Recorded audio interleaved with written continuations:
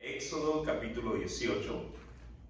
Y vamos a dar lectura a Éxodo capítulo 18 pensando en el tema del día de hoy, que es características de la mentoría espiritual bíblica.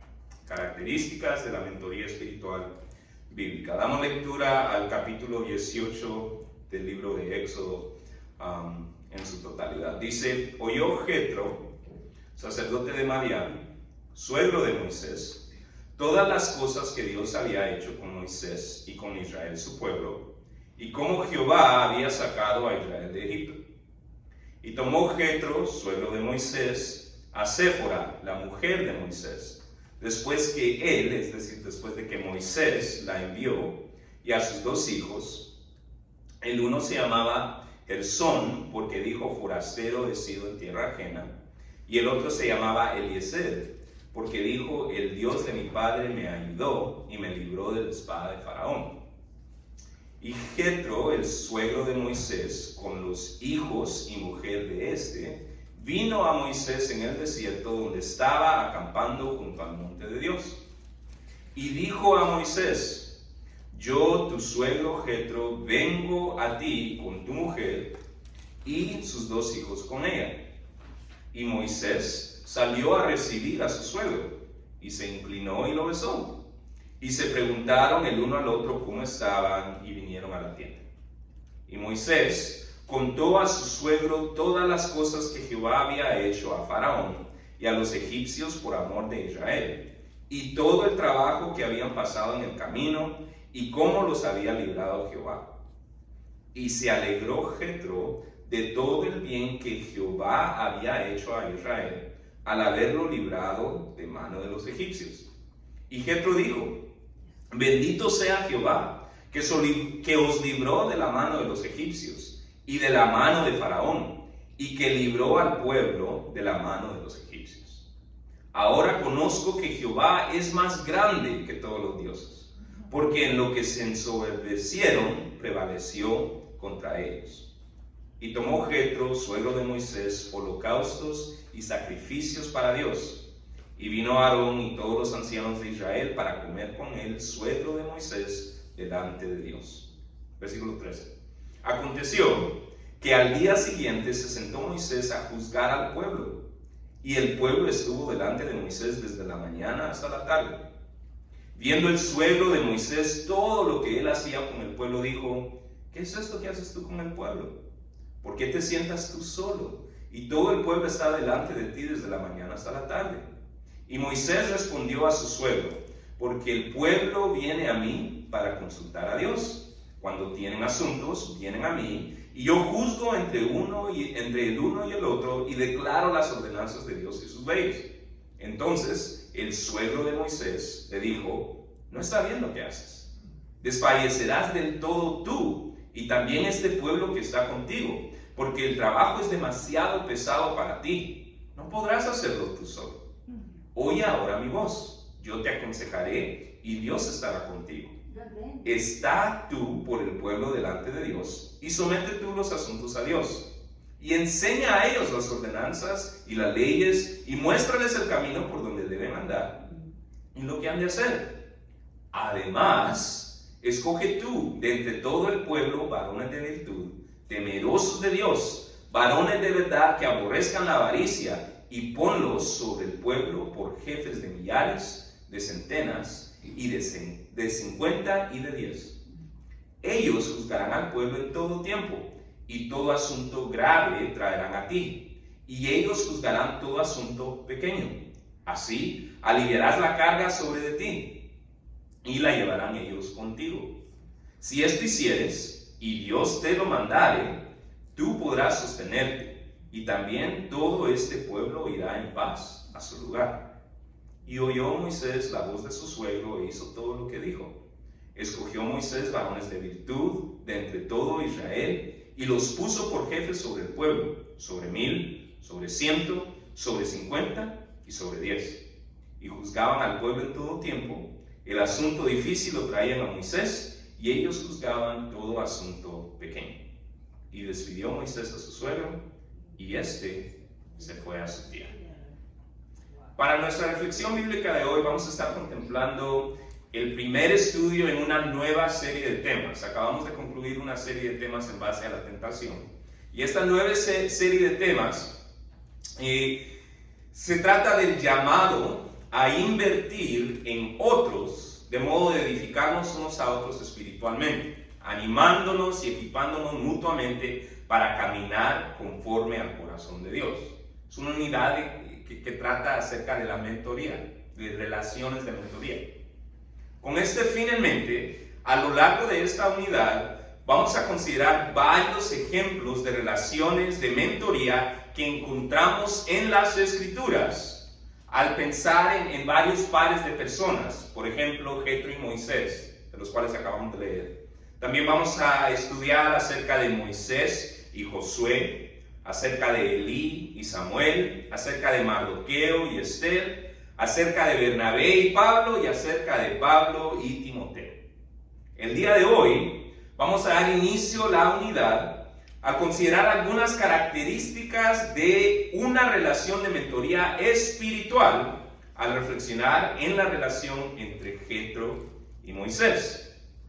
Lo cual lo haremos con el propósito no solamente de identificar las características de una relación de mentoría espiritual bíblica, pero también para iniciar este tipo de relaciones, o también para involucrarnos más de lleno en este tipo de relaciones que tal vez ya tenemos o ya hemos establecido, pero de las cuales no somos demasiado conscientes, llevando así a cabo la voluntad de Dios, de edificarnos unos a otros. Relaciones de mentoría espiritual es parte de la voluntad de Dios, como bien lo leemos en la primera carta de Pablo a los tesalonicenses. Primera de Tesalonicenses 5:11 dice lo siguiente, usted lo puede apuntar, yo se lo leo, pero no lo puede decir más claro. Primera carta de Tesalonicenses capítulo 5 versículo 11 dice lo siguiente, dice, animaos unos a otros y edificaos unos a otros. Es un mandato. Y es un mandato a la mentoría. Animaos unos a otros y edificaos unos a otros. Ahora, eso dicho, ¿cuáles entonces son las características de una relación de mentoría espiritual que está de acuerdo con las Escrituras? Bueno, de acuerdo al pasaje que acabamos de leer, la mentoría espiritual bíblica se caracteriza en primer lugar, una de las primeras características de la mentoría espiritual bíblica es que reconoce la mano de Dios en la vida de los que están en esa relación. Una relación de mentoría bíblica reconoce la mano de Dios en la vida de cada persona que participa en esa relación. En los versículos 1 al 12, vemos que Jetro, quien Dios puso en posición de mentor a Moisés, al inicio de la jornada de Moisés, y también aún antes de su jornada en el ministerio, Jetro reconoció la obra de Dios en Moisés y el pueblo de Israel. Vayamos al texto. Dice, oyó Jetro, sacerdote de Madián, suegro de Moisés, todas las cosas que Dios había hecho con Moisés. Ahora, tomemos en cuenta que esto ahorita se nos está narrando desde la perspectiva no de Jetro, sino de alguien más. ¿Ok? Alguien más está siendo Moisés. Moisés es el autor de eso. Entonces, viene aquí Moisés y él dice, escuchó mi suegro Jetro lo que Dios hizo por nosotros. Pero esto es Moisés hablando. Es decir, Moisés reconocía la mano de Dios en la obra que había visto en el pueblo de Israel y en la obra de su propia vida. ¿Okay? Mantengamos esto en mente. Esto es Moisés hablando. Oyó Jetro, sacerdote de Madián, suegro de Moisés, todas las cosas que Dios había hecho con Moisés y con Israel su pueblo, y cómo Jehová había sacado a Israel de Egipto. ¿Quién es el que está diciendo que Jehová había sacado a Israel de Egipto? ¿Es Jetro? No, es Moisés. Ok, continuamos leyendo. Y tomó Jetro, suegro de Moisés, a Séfora, la mujer de Moisés, después que él la envió, y a sus dos hijos, es decir, los dos hijos de Moisés. El uno se llamaba Gersón. Entonces uno de los hijos de Moisés se llamaba Gersón, y dice que se le puso Gersón porque Moisés dijo, forastero he sido en tierra ajena. porque él había sido exiliado a Madián. ¿Okay? Y el otro hijo de Moisés se llamaba Eliezer, porque dijo Moisés: el Dios de mi padre me ayudó y me libró de la espada de Faraón. Y Jetro, el suegro de Moisés, con los hijos y la mujer de este, vino a Moisés en el desierto donde estaban acampando junto al monte de Dios. Y dijo y dijo a Moisés, ahora es Jetro hablando: yo, tu suegro Jetro, vengo a ti con tu mujer y sus 2 hijos con ella. Y Moisés salió a recibir a su suegro y se inclinó y lo besó. Que no se espanten, es un saludo común en ese tiempo, y aún en esos lugares, aún hoy en día, saludarse con beso es algo muy, muy común. Y dice, y se inclinó y lo besó, y se preguntaron el uno al otro cómo estaban, y vinieron a la tienda. Es decir, se saludaron, estaban visitando, estaban platicando de lo que había sucedido. Y Moisés contó a su suegro. ¿Quién está hablando aquí? Moisés. Moisés contó a su suegro todas las cosas que Jehová había hecho a Faraón y a los egipcios por amor de Israel, y todo el trabajo que habían pasado en el camino y cómo los había librado Jehová. Entonces, desde la perspectiva de Moisés, ¿quién había logrado todo esto? Dios, Jehová. Jehová había hecho esto por ellos. Y se alegró Jetro de todo el bien que Jehová había hecho a Israel. Pero noten, aquí todavía está narrando ¿quién? Moisés. Entonces todavía estamos escuchando que desde la perspectiva de Moisés fue la mano de Dios lo que obró todo esto. Y así fue. Pero aquí está Moisés hablando. Dice, al haberlo librado de mano de los egipcios. Y ahora, ¿quién habla? Versículo 10. Ahora, ¿quién empieza a hablar? Jetro. Y ahora viene de labios de Jetro. Y Jetro dijo: bendito sea Jehová. Bendito sea Jehová que os libró de mano de los egipcios. Entonces ahora no solamente estamos escuchando de parte de Moisés, que fue la mano de Dios. Lo estamos escuchando de la parte del mentor. ¿De quién? De Jetro. Bendito sea Jehová que os libró de la mano de los egipcios y de la mano de Faraón, y que libró al pueblo de la mano de los egipcios.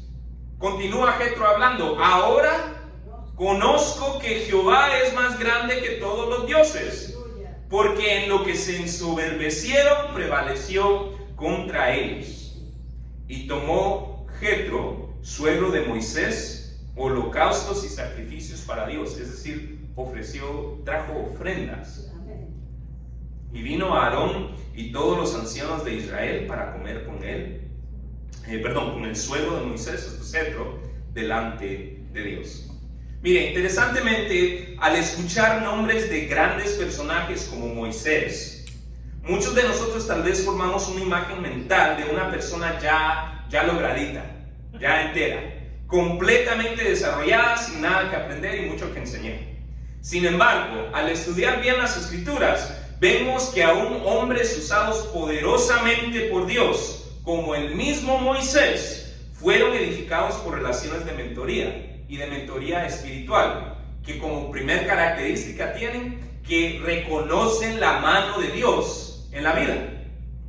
Los detalles que tenemos de la relación entre Jetro y Moisés son breves, pero son significativos. Jetro, también llamado en otras partes de la escritura como Reuel, es introducido en Éxodo capítulo 2. Si quiere ver la primera instancia en que aparece Jetro, léase el capítulo 2 de Éxodo. En el capítulo 2 de Éxodo, Moisés conoce a Jetro en la tierra de Madián, después de haber salido huyendo de Egipto. Entonces Moisés sale huyendo de Egipto hacia la tierra de Madián, y ahí es donde conoce a Jetro. Eso lo vemos en el capítulo 2 de Éxodo. Ahora, Moisés luego contrae matrimonio con Séfora, una de las hijas de Jetro, y escuche bien, pasa 40 años. Moisés pasa 40 años pastoreando el ganado de Jetro en tierra de Madián. Luego, al encontrarse con el Señor, después de que Moisés se encuentra con el Señor en la zarza ardiente, lo cual puede leer usted en el capítulo 3 de Éxodo, Moisés regresa a Egipto y sea durante su viaje de regreso o al llegar a Egipto, leemos que Moisés mandó a Séfora y a sus 2 hijos a quedarse con Jetro. ¿Ya?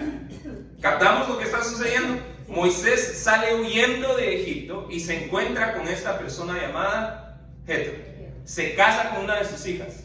Trabaja por él por ¿cuántos años? 40 años. Y después, cuando se encuentra con el Señor y el Señor le dice, necesito que tú lleves a mi pueblo fuera de Egipto, Moisés deja a sus hijos y a su esposa con Jetro. Entonces, ¿era una persona de confianza Jetro para Moisés? Mire, para dejar a la esposa y a los hijos y para trabajar con una persona por 40 años, tenía que haber alguna relación de mentoría ahí. Ahora, la razón de la decisión de Moisés de dejar a sus hijos o a su familia bajo protección de Jetro, no se explica directamente, pero muchos sugieren que tal vez Moisés lo hizo para proteger o resguardar a su familia de la furia de Faraón durante los meses antes de que Israel saliera de Egipto. Entonces Moisés sabía que iba a ir a causar problemas a Egipto, entonces deja a su familia con Jetro. Ahora, mire, sea cual fuera el caso, el hecho es que Jetro había sido una figura de suficiente confianza y relación con Moisés, puesto que no solamente Moisés trabajó para él, sino le confió a su familia. Entonces Jetro había sido una persona de suficiente confianza y relación con Moisés por varios años. Ahora bien, ¿a qué voy con todo esto?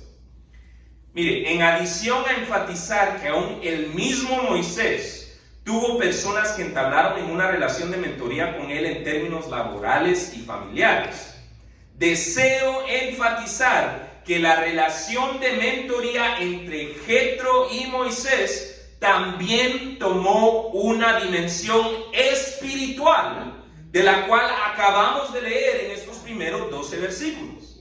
¿Cómo? ¿En dónde leemos que toma una dimensión espiritual esta relación? Lo vemos en que no solamente Moisés está reconociendo la mano de Dios.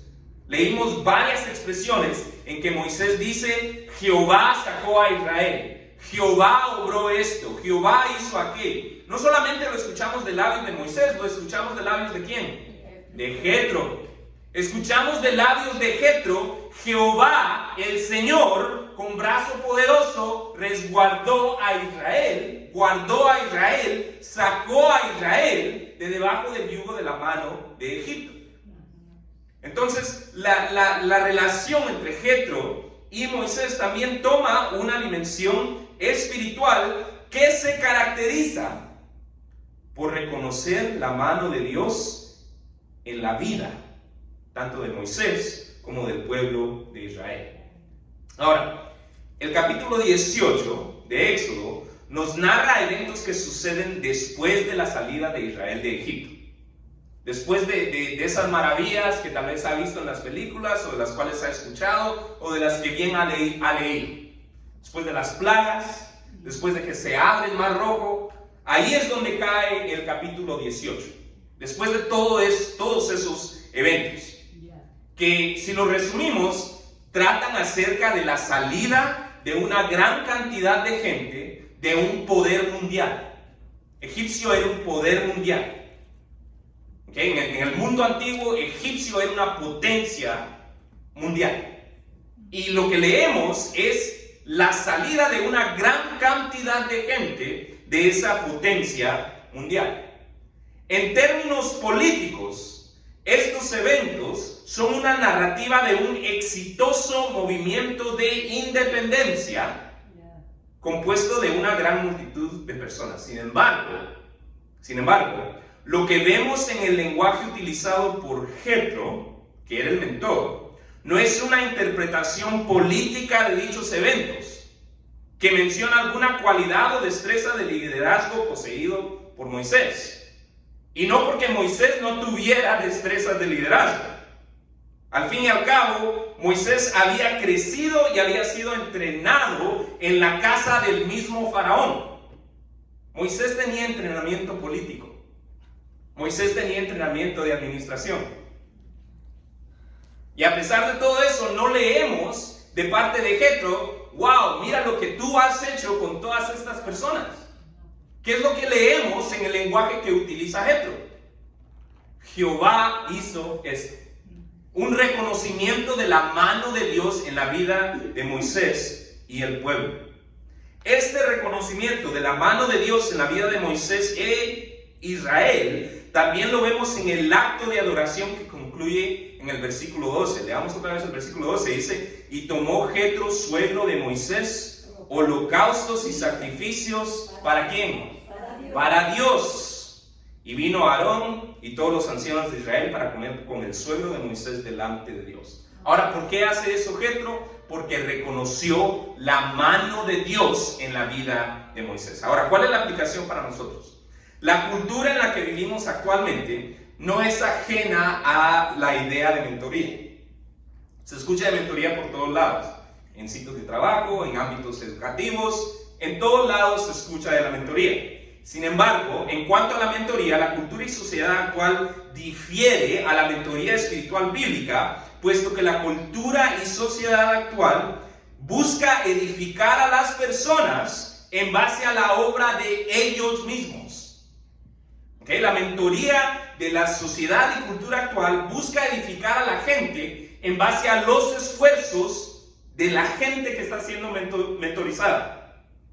Es decir, busca decirle a la persona cómo mejorar su vida al incrementar los logros que ellos han alcanzado por sus propios esfuerzos, su propia energía, su propia estrategia o su propia inteligencia, contribuyendo así al mito de las personas artífices de su propio éxito, o lo que podríamos llamar el culto o la idolatría al yo o al individuo. Vivimos en una cultura que celebra al individuo.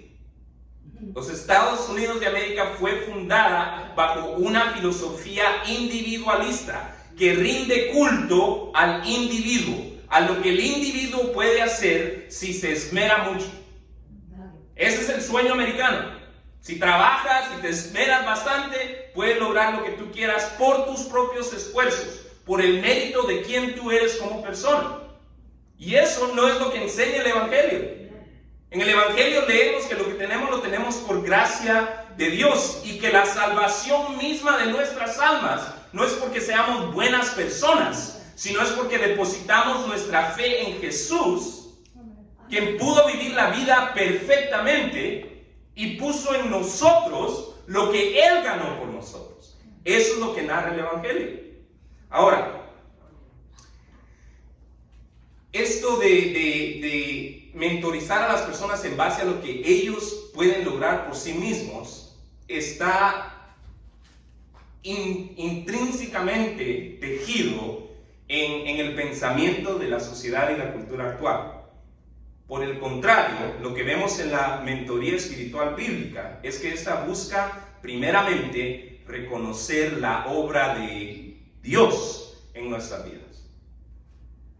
Busca reconocer la obra de Dios en nuestras vidas. Jetro reconoció la mano de Dios en la vida de Moisés y en las vidas del pueblo de Israel. Moisés reconocía la mano de Dios en su vida y en la vida del pueblo de Israel. Ahora, eso dicho, ¿cuál es entonces la aplicación para nosotros? Mire, sea que lo veamos o no, sea que usted esté consciente de este hecho o no, cada creyente, si usted ha depositado su fe en Jesús, usted está en posición de mentoría. Cada creyente está en posición de mentoría. Lo sabemos en base a lo que enseña el apóstol Pedro. El apóstol Pedro en su primera carta, primera de Pedro capítulo 2, si usted lo puede ir a leer después, apúntelo. Pedro describe a los creyentes diciendo: vosotros sois linaje escogido, real sacerdocio, nación santa, pueblo adquirido por Dios, para que anunciéis las virtudes de aquel que os llamó de las tinieblas a su luz admirable. Cada creyente está en una posición de sacerdocio, de mentoría, para anunciar las virtudes de Dios, de aquel que nos llamó de las tinieblas a su luz. Entonces, sea que usted esté consciente de eso o no, hoy se lo digo. Si usted es un seguidor de Cristo, usted está en una posición de mentoría. Cada creyente está en una posición de mentoría, sea como padre o madre, sea como hijo o hija, sea como tío, tía, amigo, amiga, compañero o compañera de trabajo o de estudio, o cualquier otro tipo de relación en la cual nosotros somos la persona que ha depositado su fe en Jesús. ¿Tiene relaciones en la cual usted es la persona que ha depositado su fe en Jesús? Tal vez no la otra persona, pero usted sí. ¿Tiene relaciones de ese tipo? Esas son oportunidades, relaciones de mentoría.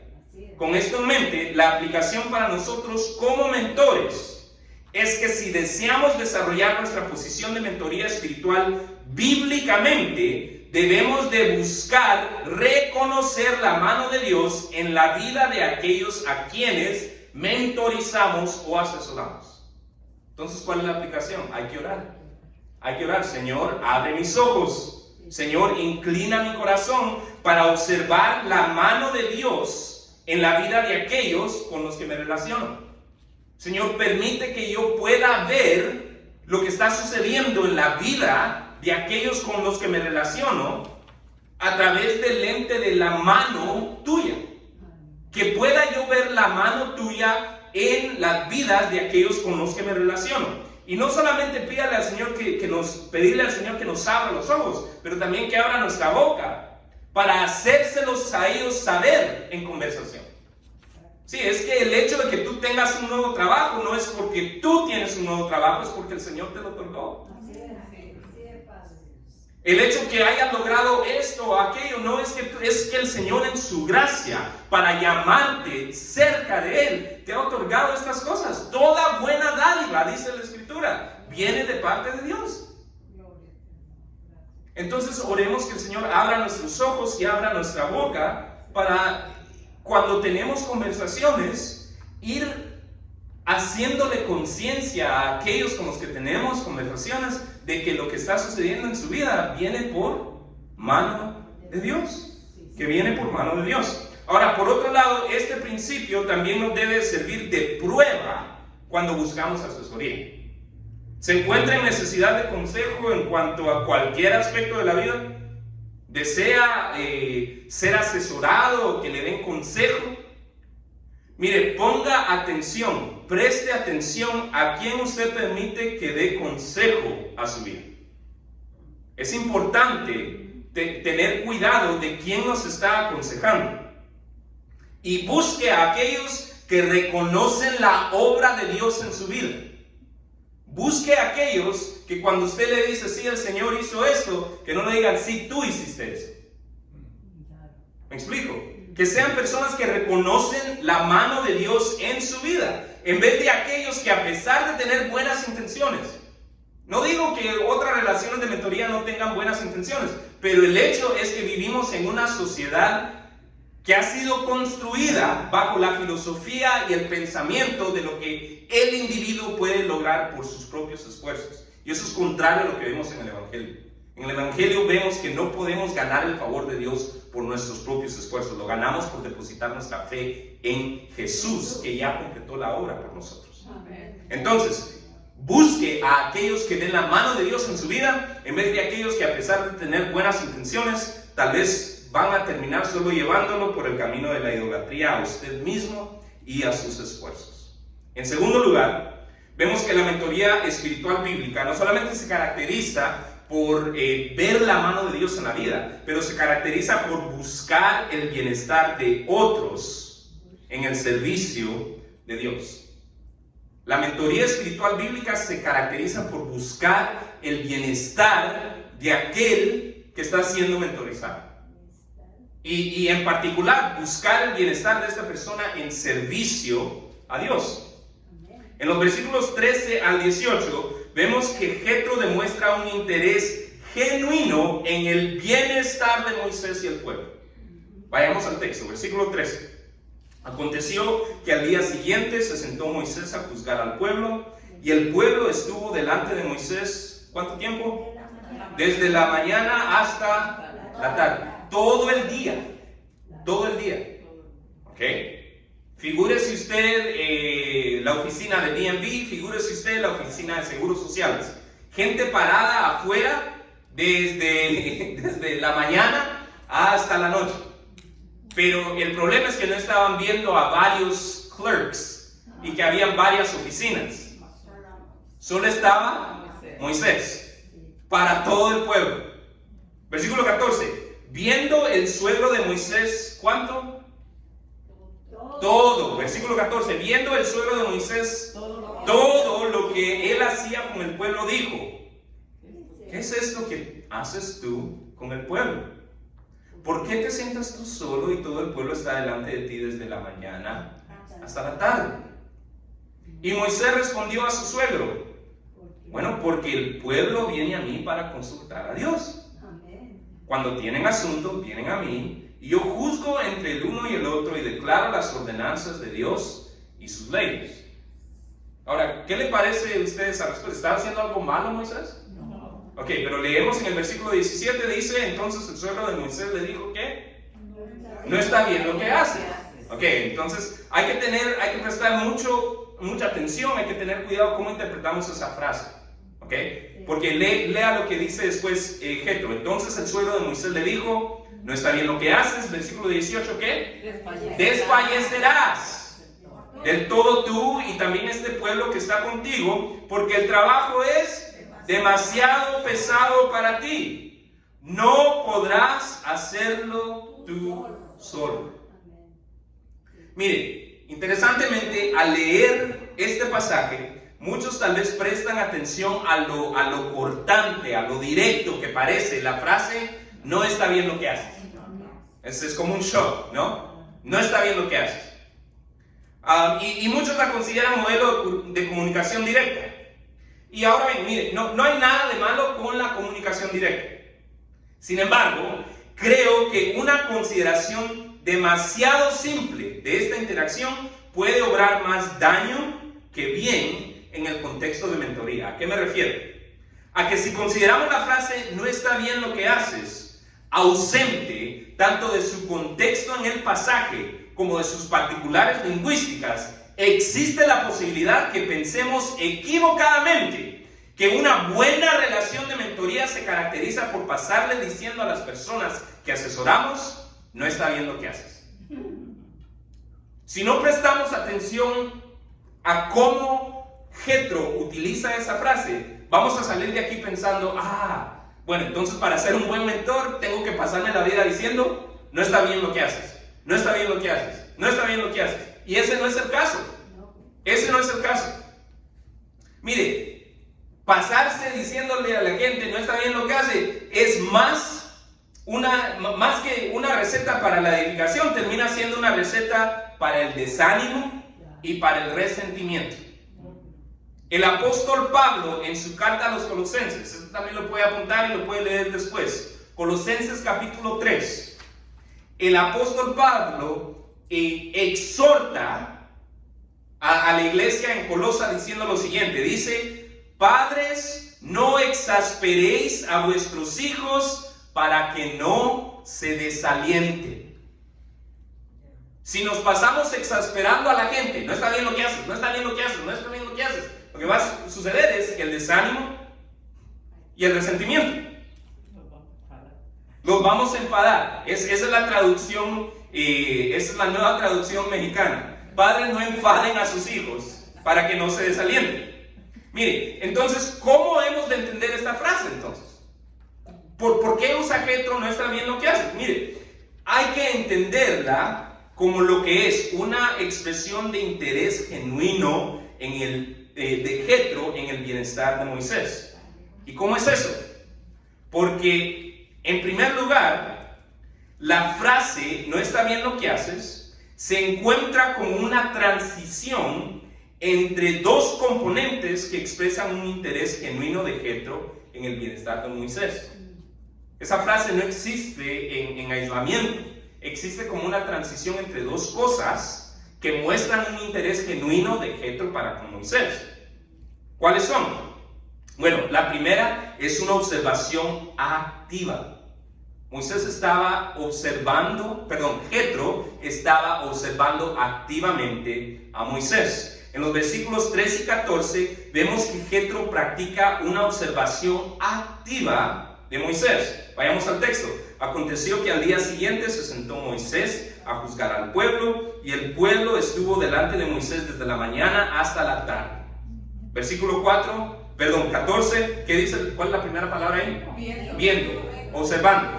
Viendo el suegro de Moisés todo lo que él hacía con el pueblo, dijo: ¿qué es esto que tú haces con el pueblo? ¿Por qué te sientas tú solo y todo el pueblo está delante de ti desde la mañana hasta la tarde? Jetro practica una observación activa de Moisés. Ahora, ¿qué es una observación activa? Es lo opuesto a una observación pasiva. Una observación pasiva llega a conclusiones únicamente con lo que se ve. Ahora, ¿en qué notamos que Jetro no llegó a conclusiones únicamente con lo que vio? ¿Qué es lo que le dice en el texto? Que Jetro no se limitó solo a ver lo que Moisés estaba haciendo. ¿Ven una acción que toma Jetro más allá de solo ver? ¿Qué hace? Viendo el suegro de Moisés todo lo que él hacía con el pueblo, ¿qué? Le hace una pregunta. Sí, le hace una pregunta. Jetro no se limita a solo ver un poquito y después llegar a una conclusión de lo que Moisés está haciendo. Jetro le pregunta, no se limita a concluir en base a lo que vio, sino que le preguntó a Moisés qué es lo que él buscaba lograr con lo que estaba haciendo. Ahora, ¿cómo esto muestra un interés genuino en el bienestar de Moisés? Bueno, en primer lugar, porque requirió tiempo. ¿Cuánto tiempo estuvo Jetro observando a Moisés? Todo el día. Es que requirió tiempo, no fue una observación así a la ligera. Él estudió lo que Moisés estaba haciendo todo el día. Requirió tiempo. El versículo 14 nos dice que el Jetro vio todo lo que Moisés hacía con el pueblo. Y en el versículo 13 vemos que este es un proceso que duró desde la mañana hasta la tarde. Entonces, tomó tiempo. En segundo lugar, porque la pregunta es genuina, es decir, no insinúa una opinión de Jetro para con Moisés, sino por el contrario, tiene como centro el bien que Moisés estaba tratando de hacerle al pueblo. No es una pregunta con intención. Jetro le dice: ¿qué estás tratando de lograr con lo que estás haciendo? Es una pregunta genuina. Y además notamos que la pregunta de Jetro espera una respuesta. El consejo de Jetro no viene después de hacerle la pregunta inmediatamente. Es que a veces la gente hace preguntas pero no quiere escuchar la respuesta. ¿Me explico? Entonces pensamos a veces que estamos aconsejando bien cuando hacemos una pregunta y después nosotros proveemos la respuesta sin que la persona tenga oportunidad de explicarse. Pero Jetro quería escuchar de Moisés. ¿Cómo sabemos? Porque leemos la respuesta de Moisés. Jetro le dio oportunidad a Moisés de explicar lo que él estaba tratando de hacer. Ahora, una evaluación de este tipo muestra un interés genuino en el bienestar de Moisés. Se toma tiempo, hace una pregunta genuina, espera escuchar la respuesta. Ahora bien, dije que la frase "no está bien lo que hace" se encuentra como una transición entre dos componentes. El primero es esta observación activa, pero el segundo es una evaluación cuya motivación explícita es el bienestar de Moisés y el pueblo. ¿A qué conclusión llega Jetro? Veamos el versículo 18. ¿Cuál es la primera palabra ahí? Desfallecerás del todo tú y también este pueblo que está contigo, porque el trabajo es demasiado pesado para ti, no podrás hacerlo tú solo. ¿Dónde vemos que la motivación explícita de esta evaluación de Jetro era el bienestar de Moisés y el pueblo? Mire, yo lo veo en la primera palabra. ¿Cuál es la preocupación de Jetro? Desfallecerás, te vas a cansar, te vas a fatigar, te vas a agotar, te vas a acabar. Es demasiado trabajo. ¿Y quién lo está diciendo? Alguien que había sido patrón de Moisés por 40 años. ¿Me explico? Es que cuando pensamos en eso sí nos da contexto. Aquí viene alguien por quien Moisés trabajó por 40 años y le dice: hey, te estás acabando. Mira, sé que tú pastoreaste mis ganados por 40 años, pero esto te va a acabar. Eso es demasiado. Es decir, Jethro tenía un interés genuino en el bienestar de Moisés y el pueblo. Viendo la frase "no está bien lo que haces" en este contexto, como una transición entre una observación activa y una evaluación cuya motivación explícita es el bienestar de Moisés y el pueblo, creo que nos da un mejor entendimiento de la frase. No es que Jethro estaba criticando, Jethro estaba preocupado por Moisés. Y si eso no es suficiente para convencernos de esto, también valdría la pena considerar lo que algunos comentaristas sugieren de las particularidades lingüísticas de la frase "no está bien lo que haces". Mire, ¿a qué voy? Algunos comentaristas han observado la manera en las cuales las frases que utiliza Jethro.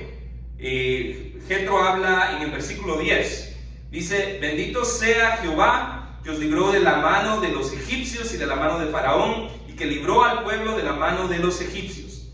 Ahora conozco que Jehová es más grande que todos los dioses, porque en lo que se ensoberbecieron prevaleció contra ellos". Al Jethro mencionar todo el bien, cuando dice él "bendecido", "bendito sea Jehová", esa frase "bendito" es "bueno es". Esa frase lingüísticamente es una referencia. Al decir "bendito sea Jehová", es una referencia lingüística al "y vio Dios que todo era bueno" de Génesis. Es la misma palabra que está siendo utilizada. Bueno es Jehová. Lo cual crea como una estructura lingüística paralela entre lo que leemos en Génesis y lo que estamos leyendo acá. Recuerden, el autor de Éxodo y de Génesis es Moisés. ¿Ya? Entonces, Moisés está narrando aquí. Lo que vemos es una comparación lingüística entre lo que dice Jethro al decirle "bendito Jehová" y lo que se narra en Génesis. Bueno fue todo lo que Jehová hizo. Pero ¿qué es lo que sigue después de que en Génesis leemos que vio Dios todo lo que había hecho y vio que era bueno? En Génesis leemos la siguiente frase: "No es bueno". Sí, ustedes se la saben. "No es bueno que el hombre esté solo. Le haré ayuda idónea para él". Ahora, ¿significa eso que Dios había hecho algo malo? No. Significa que Dios vio que el hombre necesitaba estar en relación, en comunidad. Y dice: "no es bueno". ¿Era una crítica de Adán? No. Era un reconocimiento de las necesidades de Adán. ¿Me explico? De la misma manera, entonces, el "no es bueno" de Jethro no es una crítica de Moisés y lo que estaba haciendo, sino un reconocimiento de las necesidades de Moisés. ¿Por qué? Porque Jethro tenía un interés genuino en el bienestar de Moisés. Ahora, ¿cuál es la aplicación entonces para nosotros? Sea en las relaciones en las que somos mentores, debido a que somos la única persona en esa relación que ha depositado nuestra fe en Jesús, o en las relaciones en las que somos asesorados, en las cuales el mentor es alguien más. O sea, que yo sea el mentor o que yo sea la persona que esté recibiendo mentoría. La aplicación es bastante directa. La relación de mentoría espiritual bíblica se caracteriza por buscar el bienestar de la persona bajo mentoría. Con esto en mente, la aplicación para nosotros es una exhortación a escudriñar o a examinar la motivación con la cual aconsejamos a otros, asegurándonos que nuestra meta no es buscar alineamiento del comportamiento de la persona bajo mentoría a alguna filosofía personal. Ese no es el propósito de la mentoría espiritual bíblica. No es que ellos se comporten como yo quiero, como yo pienso. Es buscar el bienestar de esta persona en el servicio de Dios. Por otro lado, también vemos aquí un llamado a examinar o escudriñar la motivación o propósito con el cual aquellos que nos aconsejan lo hacen. Puesto que si la intención de aquellos que nos están aconsejando no es nuestro bienestar en el servicio de Dios, valdría la pena reconsiderar su influencia en nuestras vidas. Puesto que por más que tengan buenas intenciones, a menos de que busquen nuestro bienestar en el servicio de Dios, sus consejos últimamente van a ser influenciados por una cultura y sociedad que rinde culto al individuo y al éxito que éste pueda alcanzar de acuerdo a medidas de cosas temporales y pasaderas.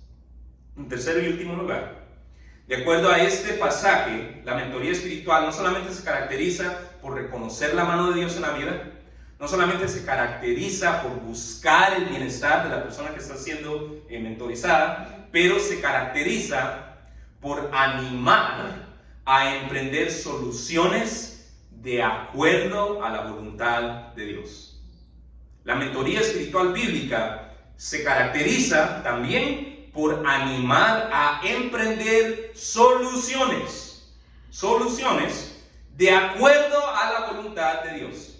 En los versículos 19 al 27 vemos que Jetro animó a Moisés a emprender soluciones de acuerdo a la voluntad de Dios.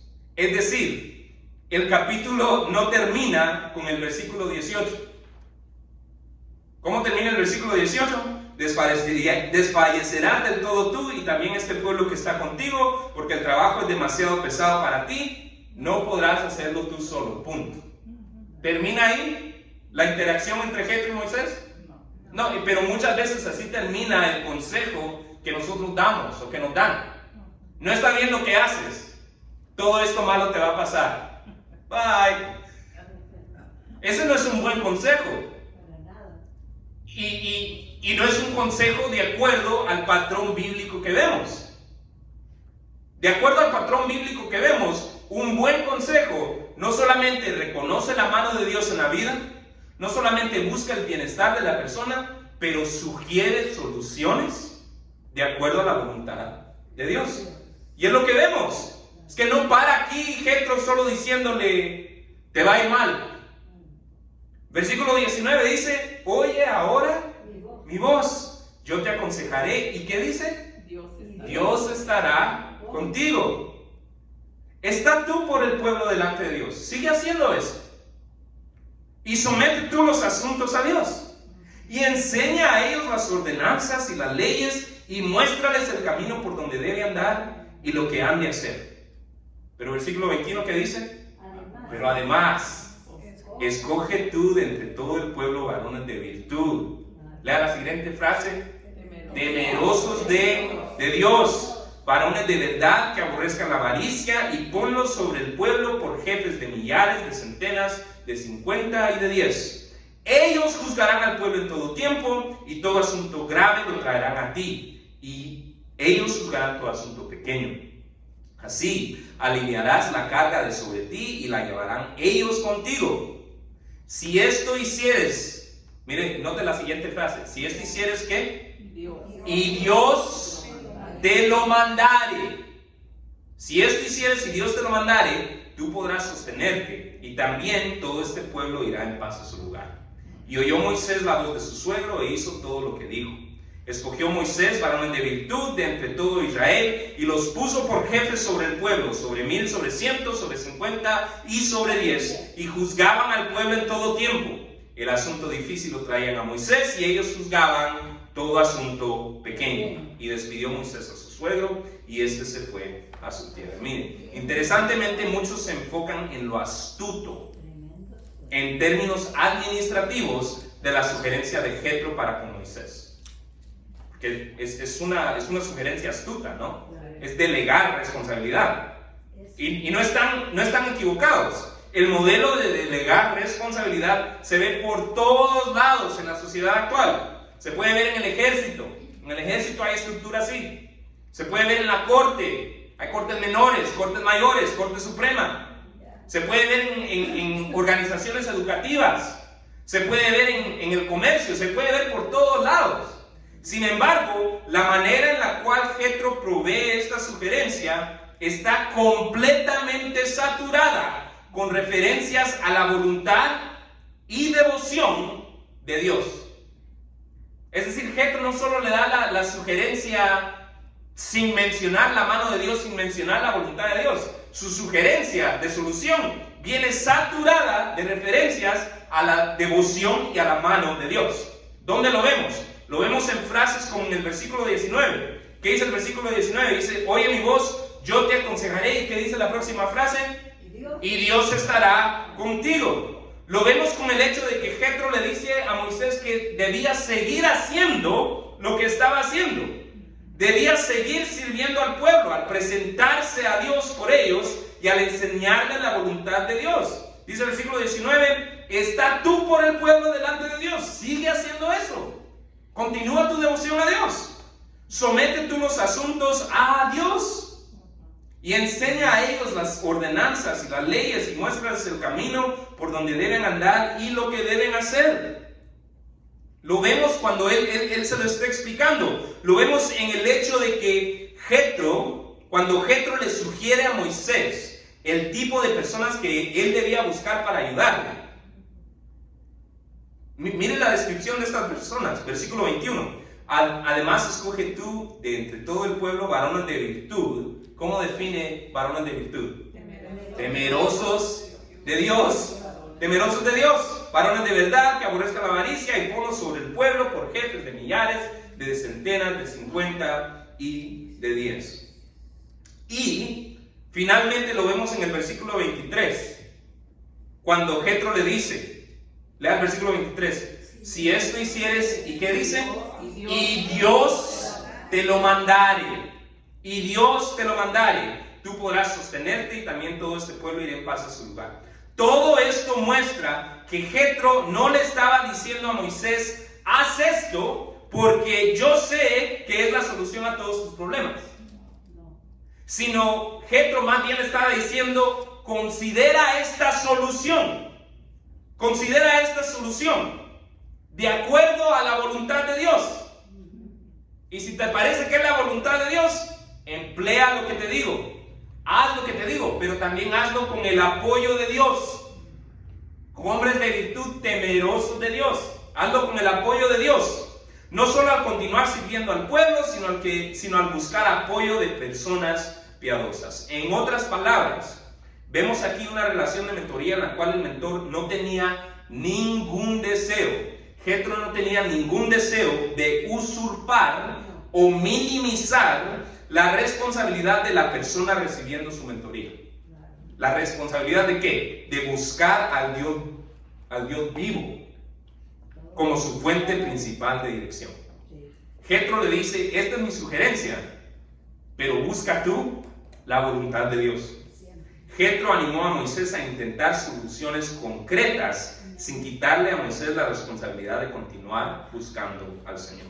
¿Cuál es la aplicación? Una vez más, sea en las relaciones en las que nosotros somos los mentores, tal vez por el hecho único de ser la única persona que sigue a Jesús en esa relación, sea en las relaciones que nosotros somos mentores, o sea en las relaciones en las que nos estén asesorando, en las que nosotros seamos la persona mentorizada, la aplicación es bastante directa.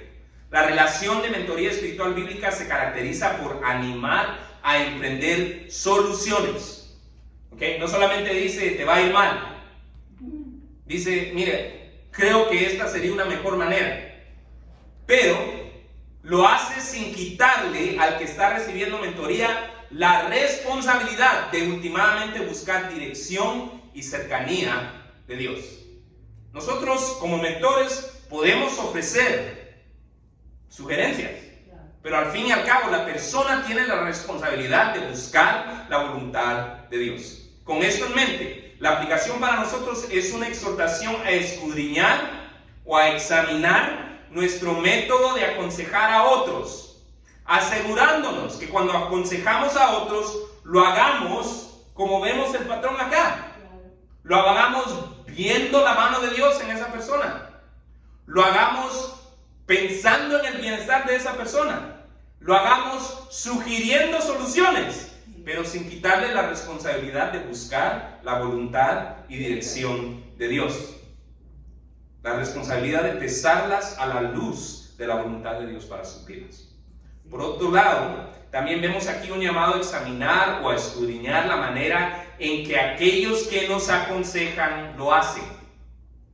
Si el consejo de una persona que estamos recibiendo no nos anima a soluciones, o si sus sugerencias no nos inclinan a buscar la voluntad y cercanía de Dios, sus consejos últimamente serán influenciados por una cultura y sociedad que rinde culto al individuo y al éxito que éste puede alcanzar de acuerdo a medidas de cosas temporales y pasaderas, lo cual solo podrá rendir fruto que también es temporal y pasadero.